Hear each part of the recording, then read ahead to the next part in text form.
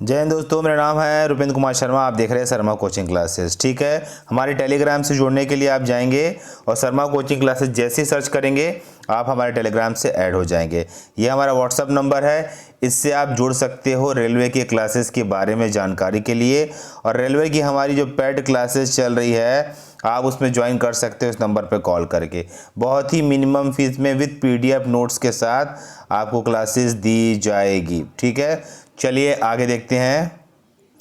चलिए mock test number 4 है, science का मॉक टेस्ट है। इसमें रेलवे NTPC और रेलवे ग्रुप डी भी आएगा, साथ में अदर एग्जाम के लिए भी जो साइंस के क्वेश्चन आते हैं इम्पॉर्टेंट है, वो याद रखेंगे। और चलिए स्टार्ट करते हैं इस टेस्ट को, इस एक प्रकार के डिटेल वीडियो को। ठीक है, चलिए मॉडल सेट 4 है। यूरिया का अधिकतम मात्रा पाया जाता है किस में?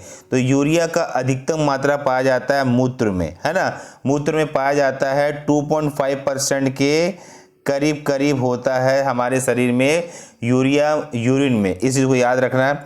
इसके बारे में एक फैक्ट ले लो, इस फैक्ट से भी सवाल आ सकते हैं। यूरिया एक कार्बनिक यौगिक है, इसको भी याद है। कार्बनिक यौगिक मतलब उसमें कार्बन की मात्रा अधिक पाई जाती है।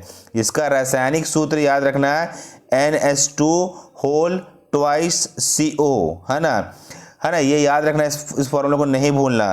कार्बनिक रसायन के क्षेत्र में इसे कार्बामाइड भी कहता है या फिर कहा जाता है।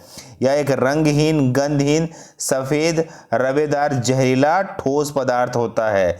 ठीक है, तो याद रखिए ये यूरिया का जो फैक्ट दे रहा हूँ, इस फैक्ट से भी सवाल बन सकते हैं एग्जाम में, आपका फॉर्मूला भी पूछ सकता है एग्जाम में। ठीक है, चलिए अगला है, देखिए क्वेश्चन नंबर।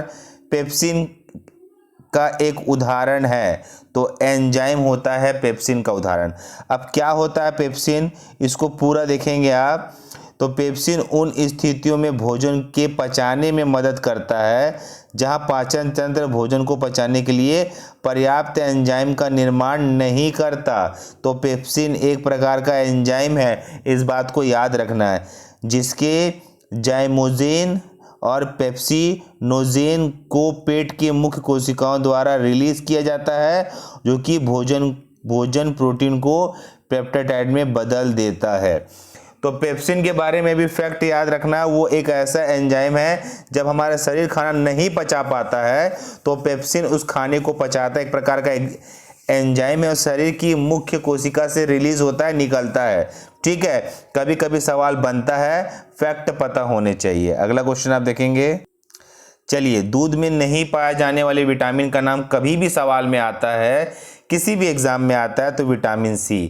और एक स्टेप आगे जाते हैं, उसका रासायनिक फॉर्मूला कहीं पूछ दिया तो एस्कॉर्बिक एसिड होता है। रट डालो, याद कर लो, भूलना नहीं है। ठीक है, अगला क्वेश्चन देखेंगे। चलिए, टॉक्सिन, सभी ने टॉक्सिन सुना होगा, एक प्रकार का जहरीला पदार्थ होता है जिसे खाने से किसी भी इंसान की मृत्यु हो जाती है। ठीक है, एक प्रकार का इतना जहरीला पदार्थ होता है कि अगर उसे आप खा लो तो पल भर में आपका जीवन समाप्त हो जाएगा। ठीक है, तो जहरीले पदार्थ के और एक खतरनाक श्रेणी में आता है टॉक्सिन। ठीक है, चलिए एंजाइम की रचना कैसे होती है? एमिनो अम्ल के द्वारा एंजाइम की रचना होती है, इस बात को याद रखना। अगर इसका साधारण सूत्र पूछेगा एमिनो अम्ल का तो याद रखना NH2NCHROOH। क्या है, कभी कभी अगर ये सवाल एग्जाम में रिपीट हो गया तो ये हमारा अगला स्टेप याद होना चाहिए, उसके फॉर्मूले हमको ज़रूर याद होना चाहिए। चलो, फलों और सब्जियों में नहीं मिलता हमें क्या? विटामिन D नहीं मिलता। विटामिन D हमें सूर्य की रोशनी से या फिर मछली से मिलता है विटामिन D। इस बात को आप कॉपी में नोट कर लेंगे तो आपके लिए ज़्यादा बेटर होगा। और रासायनिक नाम क्या होता है? कैल्सीफेरॉल होता है, इस बात को आप याद करके चलिए, बिल्कुल इसको रट डालिए, इसका रासायनिक नाम पूछा जाता है एग्जाम में। ठीक है, चलिए अगला कि मलेरिया का परजीवी मतलब मादा एनोफिलिस के मच्छर के काटने से मलेरिया रोग होता है, ये आपको पता होना चाहिए। सवाल सीधा सीधा पूछता है, आंसर सीधा सीधा आपको याद होना चाहिए। चलिए अगला क्वेश्चन, मानव के मूत्र में विसर्जित होता है विटामिन C और विटामिन सी का फॉर्मूला हम ऊपर पढ़ चुके हैं, उसको बार बार बताने से समय वेस्ट होगा और कुछ नहीं होगा। ठीक है, चलिए अगला क्वेश्चन, दूध में उपस्थित प्रोटीन को क्या कहते हैं? तो उसे कैसीन कहते हैं। फैक्ट्स जानेंगे कैसीन के बारे में। कैसीन स्तनधारी प्राणियों के दूध में पाए जाने वाली एक फास्फोप्रोटीन होता है जो कि कैल्शियम के सिनेट के रूप में रहता है। इसके अलावा सोयाबीन में भी कैसीन की मात्रा पर्याप्त मात्रा पाई जाती है। लगभग इसमें 15 एमिनो अम्ल पाए जाते हैं। इसका रंग सफ़ेद से लेकर पीला तक होता है। तो ये जो फैक्ट आपको देता हूँ ना मैं, इसको या तो आप लिख लीजिए अगर आप पैड स्टूडेंट नहीं है, वरना पीडीएफ तो दिया जाएगा सभी पैड को, तो टोटल डिटेल आपको यहाँ से अगर मिल जाएगा तो सवाल आपका गलत नहीं होगा। अगला क्वेश्चन देखना। अगला, मेढक के हृदय में कितने कोष्ठ होते, चैम्बर होते हैं? तो 3 भाग होते हैं, इस बात को याद रखना। ठीक है, चलिए मानव शरीर की महत्वपूर्ण ग्रंथि या मास्टर ग्रंथि कैसे कहते हैं? पिट्यूटरी को कहते हैं या फिर पीयूष ग्रंथि को कहते हैं। इस बात को याद रखना, इस बात को नहीं भूलना। ठीक है, अगला, मानव शरीर में प्रचुर मात्रा में पाए जाने वाला क्या है? कैल्शियम।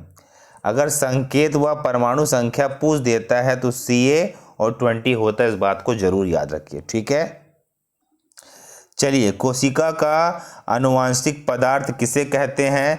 तो डीएनए को कहते हैं। आनुवांशिक पदार्थ जो हमेशा आपके वंश में चलता जाएगा। फुल फॉर्म पूछेगा तो डाईऑक्सी राइबो न्यूक्लिक एसिड कहा जाता है। रट डालिए, ये सवाल पूछा भी जाता है, कई बार एग्जाम में दिया भी गया है। ठीक है, चलिए आनुवांशिकी के नियम का जन्मदाता किसे कहते हैं? गेर्ग मेंडल को आनुवांशिकी के नियम का जन्मदाता कहते हैं। याद करके चलिए 100%। अगला क्वेश्चन, किसानों का परम सहायक, सहायक मतलब उपजाऊ, मिट्टी को उपजाऊ बनाने वाला चीज क्या है? केचुआ है। ये भी आपको याद रखना है, इस सवाल को भूलना नहीं है। ये कुछ ऐसे क्वेश्चन है जो आपके दिमाग को बूस्ट कर देंगे। ठीक है, चलिए कोशिका शब्द का निर्माण या कोशिका शब्द किसने दिया? चुपचाप याद रखिए, रॉबर्ट ब्राउन ने दिया था कोशिका शब्द को। भूलने वाली बात नहीं है, याद हो जाना चाहिए। ठीक है, चलिए सबसे बड़ा फल और पुष्प का नाम अगर आता है, इसको आप नहीं भूलना, ये बहुत इम्पॉर्टेंट है। आर्किड्स एंड रेफ्लोसिया, इस नाम को जरूर याद करके चलिए। ठीक है, चलिए इसमें बहुत सारी चीज कवर होंगे। स्तंभकंद, धनकंद, सकलकंद, प्रकंद का उदाहरण आलू, प्याज, अदरक व हल्दी। इसको बिल्कुल याद करना। इसकी डिटेलिंग वीडियो हम अपने थ्योरी पैड क्लास के थ्योरी में देते हैं, पर आप इसको डायरेक्ट याद करके भी अपनी तैयारी को मच बेटर कर सकते हो। ठीक है, चलिए अमरूद, अंगूर, शिरफा, टमाटर में खाने योग्य भाग क्या होता है? फल भित्ति होता है। फल भित्ति होता है, इन सभी में हम फल भित्ति की जगह को खाते हैं। ठीक है, अब आप अमरूद खाओगे, अंगूर खाओगे, शिरफा खाओगे, टमाटर खाओगे, आप समझ जाओगे कि उसकी फल भित्ति क्या होती है, उसके आवरण का अंदर का भाग। ठीक है, चलिए आम, पपीता और बेर के खाने योग्य भाग क्या बोलते हैं? मध्य भीति। मध्य भीति मतलब हम उसके बीच के भाग को खाते हैं। ठीक है, इस बात को भी याद रखिए। चलिए अदरक व आलू के खाने योग्य भागों को क्या बोलते हैं? तना बोलते हैं। अदरक या आलू को क्या बोलते हैं? तना बोलते हैं। और खाने योग्य भाग को भी हम तना से रिप्रेजेंट करते हैं। ठीक है, ये पूरा थ्योरी क्लास में आता है और ये सवाल एग्जाम में पूछता है, छूटना नहीं चाहिए आप लोगों को।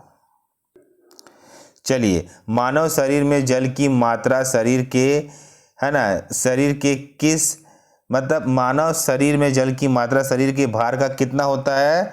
7% होता है। तो याद रखिए सारे जो मैं क्वेश्चन करा रहा हूँ ये डिटेलिंग क्वेश्चन है, इससे सवाल पूछा ही जाता है। तो वीडियो को देखने के लिए धन्यवाद। चैनल में नए हो गए तो सब्सक्राइब ज़रूर कर लेना। ऐसे क्वेश्चन जो थोड़े से मैं क्लियर करके दूंगा आप लोगों के लिए मच बेटर होगा। तो इसी के साथ सेशन को आउट करता हूँ। ओके, धन्यवाद, थैंक यू, बाय।